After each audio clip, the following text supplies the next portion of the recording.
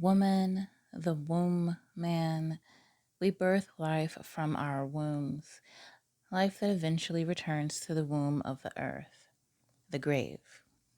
I found two words that biblically are used to mean womb. One implies that the womb is the seat of compassion, and the other figuratively represents the seat of our mental faculties. The mental faculties are imagination, reason, intuition, will, memory, and perception. And these all come from the faculty theory, which is a theory of intelligence. So, what happens to a woman when maybe her womb is unwell, or as known in the dark medical past, furious? You have what's called uterine mania, also known as uterine fury or nymphomania. And I just wanted to read from this article from this encyclopedia. It is a translated article, I believe, and it's from the 1700s. And I just thought it was interesting. So here's a little bit from that article. Uterine fury nymphomania. This is a disease which is a sort of delirium attributed under the name uterine fury to persons of the female gender, which a boundless venereal appetite impels violently to be satisfied, to seek immodestly the means of achieving that end, to say the most obscene things, to do the most indecent things to excite men who approach them, to extinguish the ardor that is devouring them, to talk and be preoccupied by nothing but thoughts relative to that purpose, to act only to obtain for themselves the relief, the need for which presses them, to the point of trying to force those who resist the desires they manifest. And it is principally by this last symptom that this sort of delirium can be considered as a sort of fury, which has the characteristics of a mania, since it is without fever. Thus, like hunger, that feeling makes one feel the need to take in food and impels one to satisfy it, can, by the too lengthy privation of the means, degenerate into fury to the point of rage. Similarly, this desire for the venereal act is a true natural need in certain circumstances. Relative to the temperament or to other causes that are able to incite or increase the disposition to feel intensely the provocations of the flesh, can go as far as mania, as the greatest physical and moral excesses, all of which tend toward enjoyment of the object, by means of which the ardent passion for coitus can be assuaged. And it goes on, but just as according to the proverb, a hungry stomach has no ears, and we no longer listen to reason exhorting us not to eat or to be patient in cases where we cannot have food at our disposal. The feeling of pressing need for food overcoming every other consideration and often developing into fury. It is likewise with the need to satisfy the venereal appetite as sensitive. It wins out over the reasonable appetite. This is what occurs above all in women who are endowed with a more delicate and sensitive temperament, most of whose organs also are more irritable, other things being equal than those of men. And so, just a few takeaways to touch on from that article. Um, like I said, it was written in the 1700s, so some of the ideas and the language are going to be telling. But also, the proverb that they mention, a hungry stomach has no ears. Essentially, when you are hungry, your mental faculties suffer. Your imagination, your reason, will, memory in particular. However, I know during fasting, intuition and perception can be strengthened, but still, the proverb, it holds weight because reason sometimes goes out the window when you're hungry. But I also wanted to read for you at least a few excerpts from a Wikipedia article on female hysteria. So here it goes. Female hysteria was once a common medical diagnosis for women. It was described as exhibiting a wide array of symptoms, including anxiety, shortness of breath, fainting, nervousness, exaggerated and impulsive desires, insomnia, fluid retention, heaviness in the abdomen, irritability, loss of appetite for food or other desires, and impulsive behavior and a tendency to cause trouble for others. It is no longer recognized by medical authorities as a medical disorder. Its diagnosis and treatment were routine for hundreds of years in Western Europe. In extreme cases, the women may have been forced to enter an insane asylum or to undergo surgical hysterectomy. In Western medicine, hysteria was considered both common and chronic among women. Though it was categorized as a disease of the time, modern day analysis suggests that hysteria's symptoms can be explained by the normal fluctuations that women have.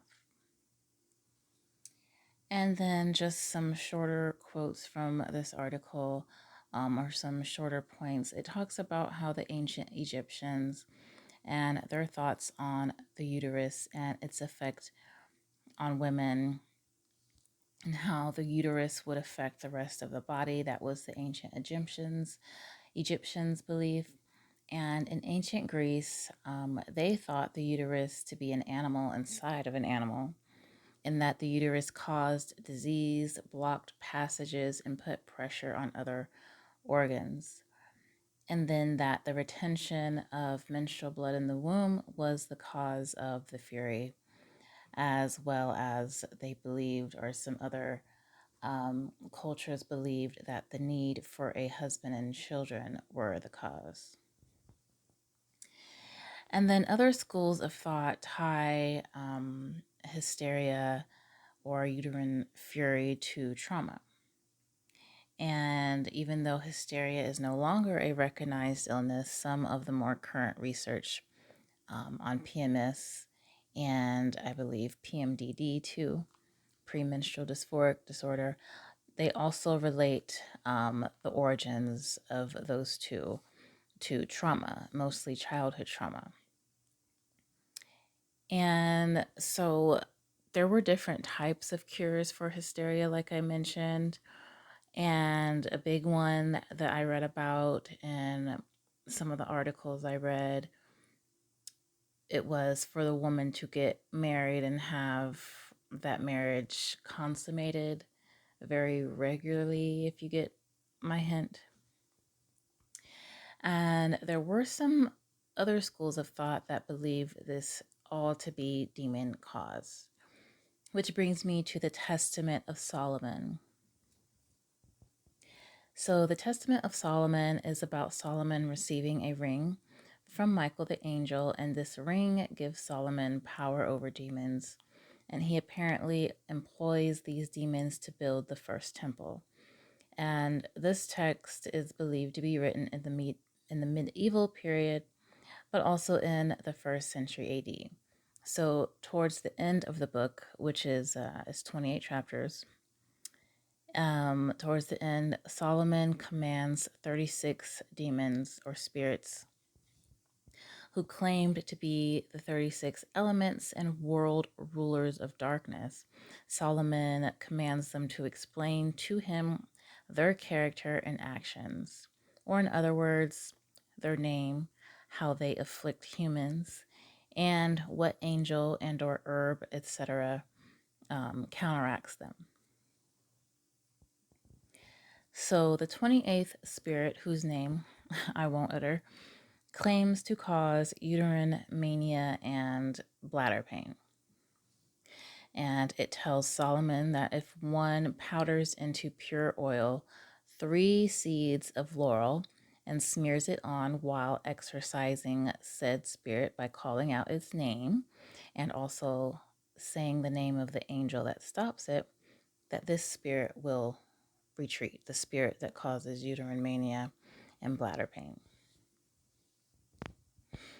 Now, I do believe that the adversary attacks not just us women, but men as well in certain ways, um, through certain weaknesses, if you will.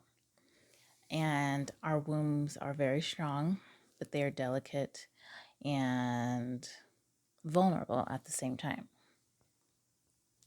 And hysteria may not be a recognized illness anymore, but many women suffer from something similar today, that being PMS and PMDD. And PMDD still has limited understanding, unlike PMS. But PMD is very debilitating and the suffering is real. And it certainly does feel like a spiritual attack for the women who experience it. And so, if you are one of those women, or even if you have PMS, or just in general as a woman, have compassion on yourself. Take special care of yourself because our wombs are truly, truly sacred. They are sacred spaces. So much happens there.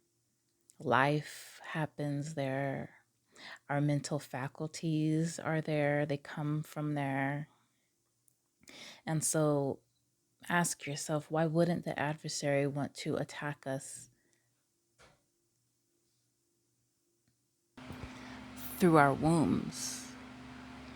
It is a matrix after all. And when you think about that, I mean, it definitely makes sense. Of course he would. So just have compassion on yourself and always, always guard your gates, including your womb. But that's all I have on this topic.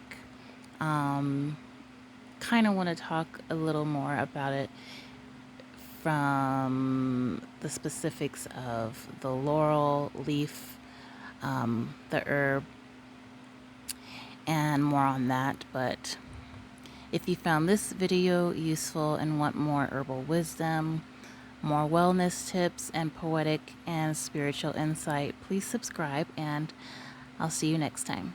Take care.